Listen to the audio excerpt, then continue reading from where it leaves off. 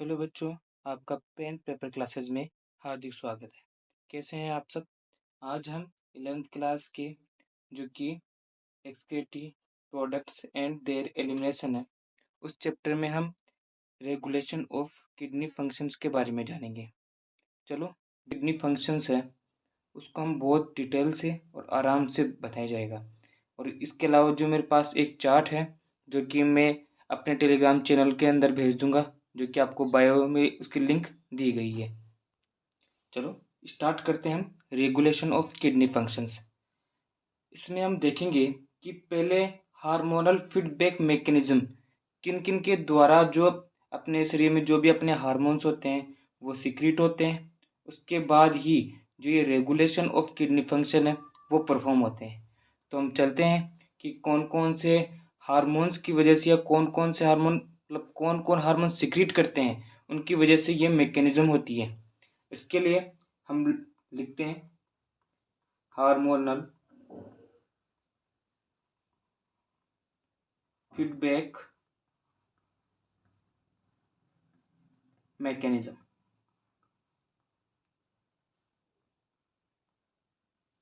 ये होता है हार्मोनल फीडबैक मैकेनिज्म।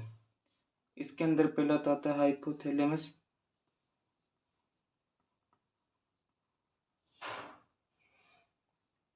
दूसरा आता है इसके अंतर्गत जेजीए, तीसरा इसके अंदर आता है टू ए सर्टेन एक्सटेंट, इसके अंदर चौथा इसके अंदर आता है द हट। इन चार हार्मोनल फीडबैक जो मैकेनिज्म होते हैं उनके द्वारा ये regulation of kidney functions regulate होते हैं। पहला इसमें है हाइपोथैलेमस, दूसरा है जेजीए, तीसरा टू ए सर्टेन एक्सटेंट और चौथा है द हार्ट। जेजीए की फुल फॉर्म होती है जक्स्टा ग्लोमेरुलस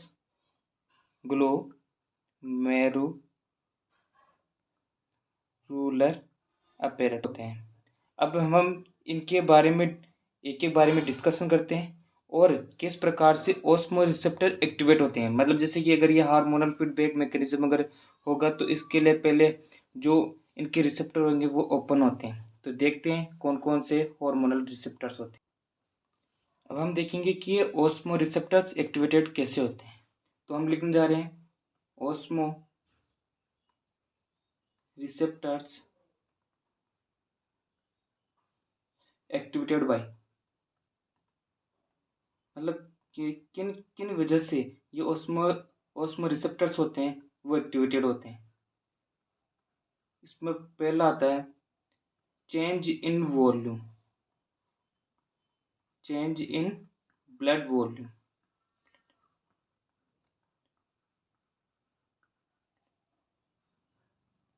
दूसरा आता है change in body fluid volume. तीसरा इसके अंतर्गत चेंज इन आयनिक कंसंट्रेशन। जैसे ही इसके अंतर्गत बदलाव होते हैं वैसे ये ऑस्मो रिसेप्टर्स होते हैं वो एक्टिवेटेड हो जाते हैं। ऑस्मो रिसेप्टर्स किन की वजह से एक्टिवेट होते हैं? एक तो चेंज इन ब्लड वॉल्यूम, एक change in body fluid volume और चेंज इन आयनिक कंसंट्रेशन। इन तीनों की वजह से ये चेंजेस होते रहते हैं। किस किन की वजह से? दोबारा बोल रहा हूँ मैं, तो ब्लड वॉल्यूम, एक बॉडी फ्लूइड वॉल्यूम, एक होता है आयनिक कंसंट्रेशन।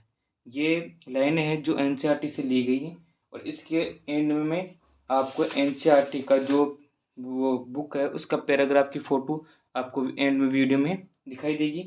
और इसके अंतर्गत में जो मेरा चार्ट बनाया गया है ये पूरा चार्ट पेन से लिखा हुआ है वो भी आपको दिखाई देगा। अब हम चलते हैं कि इनमें किस वजह से यह हार्मोन्स रेगुलेट होते हैं, किसकी कमी होती है तब रेगुलेट होते हैं, क्या मैकेनिज्म होते हैं वो हम देखते हैं। चले आगे चलते हैं। पहली कंडीशन है, अब देखो excessive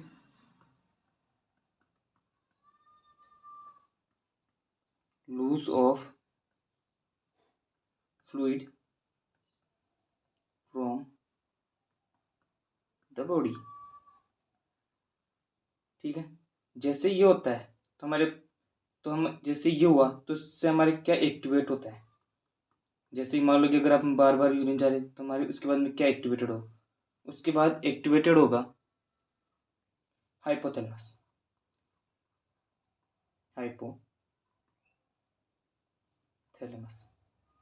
हाइपोथैलेमस में भी कौन सा पार्ट होता है, ये होता है न्यूरो हाइपोफाइसिस।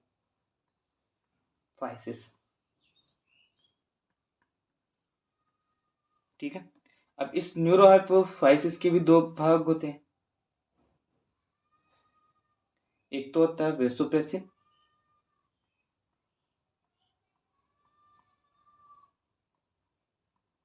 एक होता है एडीएच।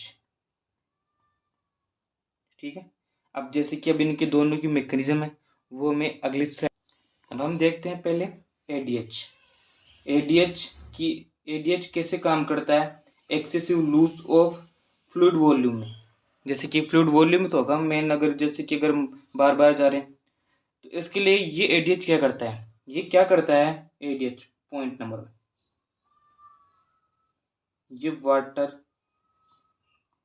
री absorption, water reabsorption from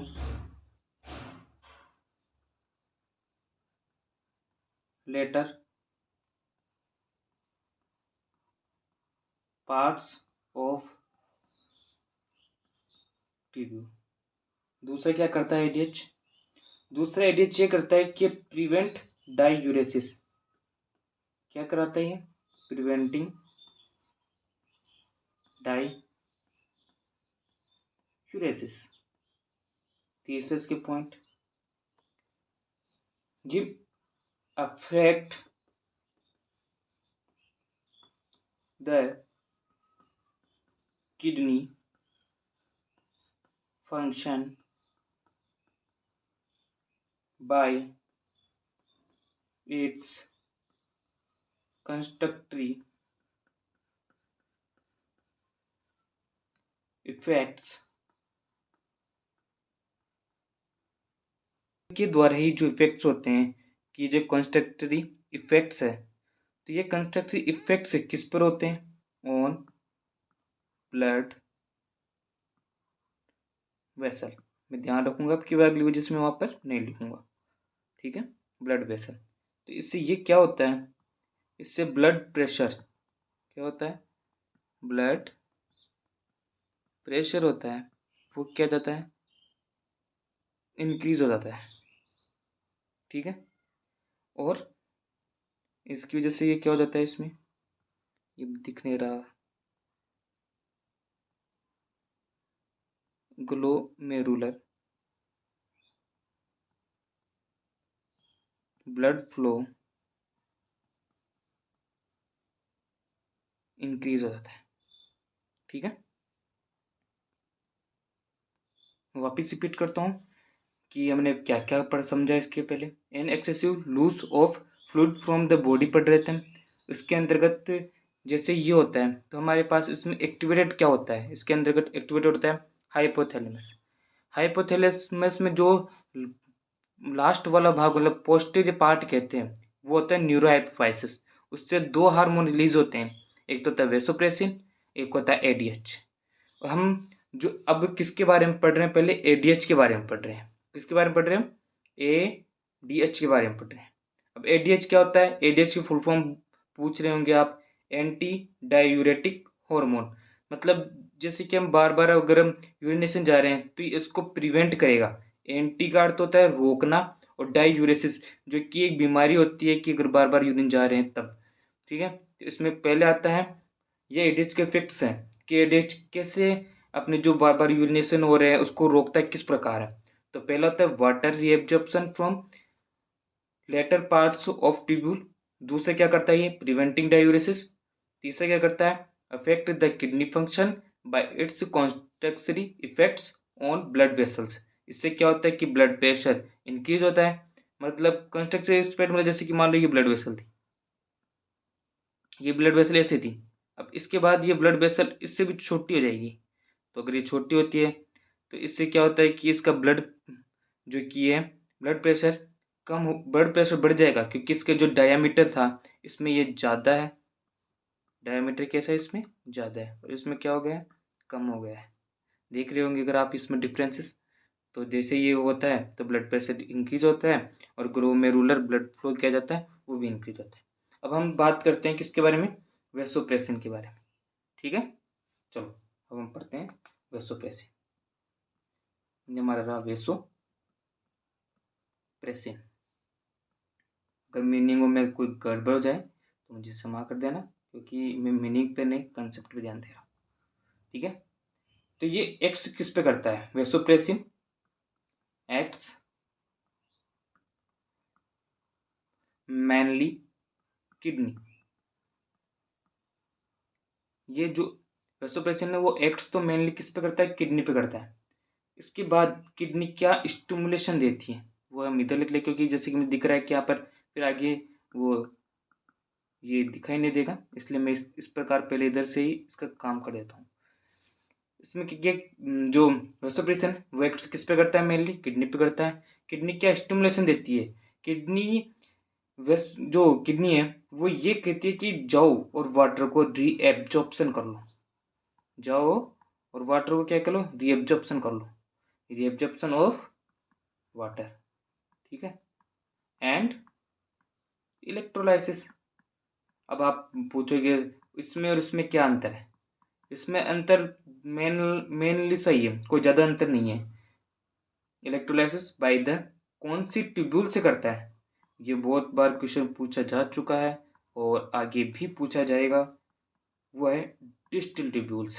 and इसके इफेक्ट्स में क्या होता है, इसके इफेक्ट्स में हो जाता है कि ये रिड्यूस कर देता है, किसको रिड्यूस कर देता है, लॉस ऑफ वाटर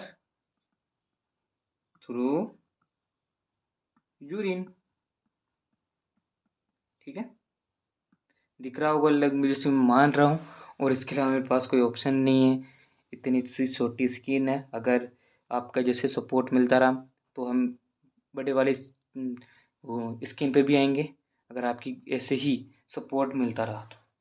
ठीक है, वेसोप्रेसिन किस पर एक्ट करता है, मेनली किडनी पे एक्ट करता है, और क्या स्टिमुलेशन देता है, reabsorption of water and electrolysis his by the distal tubular. जैसे ये डिस्टल ट्यूब्यूल पर एक्ट करता है तो इसे जो रिड्यूस ऑफ जो वाटर है वो कम कर देता है, जैसे कि रिड्यूस का लॉस अगर ज़्यादा है तो उसको कम कर देता है, और जैसे यूरिन हमारे कैसे हो जाता है, कंसनट्रेटेड यूरिन होता है। अगर मैंने ये बात बता रहा था कि जो भी है वेसोप्रेसिन एडीएच और आगे हम जैसे कि ये रास मैकेनिज्म हार्ट के द्वारा कंट्रोल होता है बॉडी फ्लूइड एंड सर्कुलेशन में। एएनएफ हार्मोन होता है, एएनएफ हार्मोन क्या करता है कि जैसे कि हमारे जो ब्लड वेसल्स में अगर ब्लड का फ्लो है वो ज़्यादा है तो उसको वेजो डायलेशन का काम करता है, मतलब उसका ब्लड प्रेशर कम कर देता है। दो टर्म है हमारे पास, एक तो है वेजो डायलेशन और एक है वेजो कंस्ट्रक्शन कंस्ट्रक्टरी। दोनों ही का अर्थ मैं बताने जा रहा हूँ पहले। तो मैं आपको क्या बताने जा रहा था, वेजो डायलेशन। ये एक टॉपिक वगैरह कुछ भी नहीं, ये मैं आपको समझाने की कोशिश कर, जैसे कि हमारे पहले ये ब्लड वेसल ऐसी, इसके अंतर्गत ये ब्लड बह रहा है, तो इसमें ये जो ब्लड फ्लो है वो कैसा है, इंक्रीजेबल है। इंक्रीज है मतलब इसमें किसकी वजह से, बिकॉज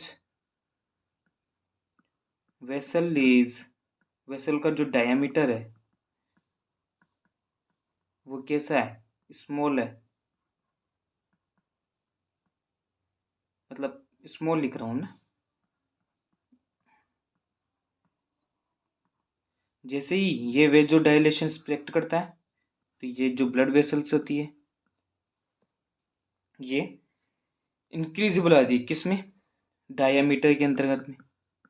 इसका जो डायामीटर है ये आप लिख रहा हूँ मैं, ये क्या हो जाता है, इंक्रीज हो जाता है, जिससे जो ब्लड प्रेशर होता है वो क्या हो जाता है डिक्रीज, जबकि इसमें जो ब्लड प्रेशर बढ़ा हुआ था वो इसमें क्या हो जाता है डिक्रीज होता है। और इसमें जो वेजो कंस्ट्रक्टरी होता है इफेक्ट होता है वो इसका जस्ट अपोजिट है। कैसे देखते हैं। अब हम बात करेंगे वेजो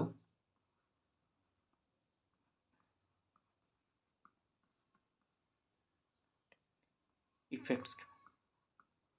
ये क्या होता है।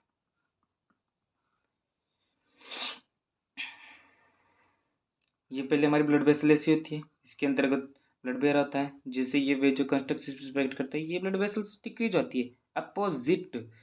कोई भी ज़्यादा दिक्कत लेने की जरूरत नहीं है। इसमें जो ये ब्लड वेसल्स होती है, मैं बिल्कुल इसको शॉर्ट में लिखने की कोशिश कर रहा हूँ पिछले वाले पेज की तरह। इसमें रायता करने की कोशिश नहीं कर। इसमें जो ब्लड वेसल्स होती है इसका जो डायामीटर होता है क्या होता है डायामीटर वो क्या जाता है डिक्रीज हो जाता है, जिससे ब्लड प्रेशर क्या जाता है इंक्रीज हो जाता है। ठीक है, इसमें जो ब्लड प्रेशर पहले कम था। ठीक है, थैंक यू। आज की क्लास इस थैंक यू बच्चों। आज की क्लास भले ही ये 10-20 मिनट की जितनी भी हो, ये मेरी फर्स्ट क्लास थी। अगर आपके मेरी ये फर्स्ट क्लास है। अगर आपके कमेंट्स में बताइए कि मेरी इस क्लास में क्या कमी रही, और इसमें मैं कंसेप्ट अच्छा देने की कोशिश कर रहा हूँ, और मुझसे अच्छा होगा अगर आपका सपोर्ट ऐसे मिलता रहा तो मैं अच्छा और कोशिश करने की कोशिश करूँगा और अच्छा बनाने की कोशिश करूँगा। Please like share and subscribe जरूर करें।